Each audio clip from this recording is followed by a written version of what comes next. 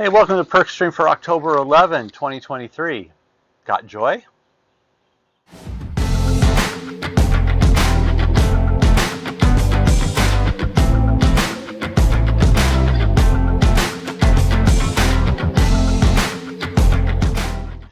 Hey, thanks for joining me for PerkStream today. I hope you're having a great day. We just got back from enjoying some great time with our kids, and it's always joyful for us to get together with families.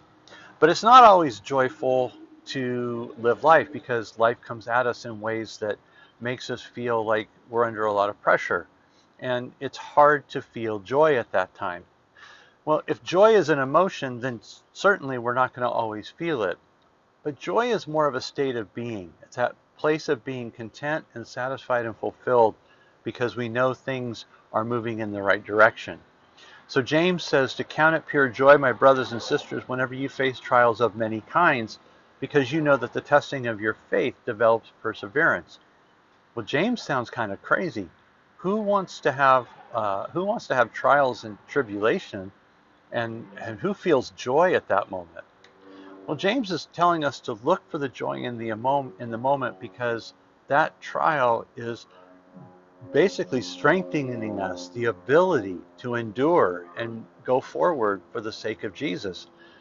You know, it's easier for me to grumble. It's easier for me to whine or complain than it is to go, I know this is a hard time, and I believe God's going to do something good through it. I believe God's doing something good in me through it. James is not saying, suck it up, buttercup.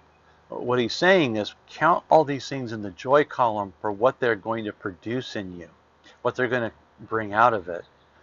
I feel that way about exercise. The first 5 minutes of exercising is really the hardest 5 minutes of the whole time.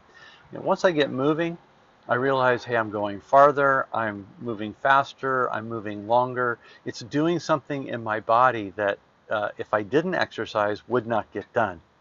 There's joy in knowing that my body can endure and go a little bit farther than it did before. So while James isn't suggesting we go looking for hardship, he is saying that when it comes, count it pure joy. Don't let it become a drag on you.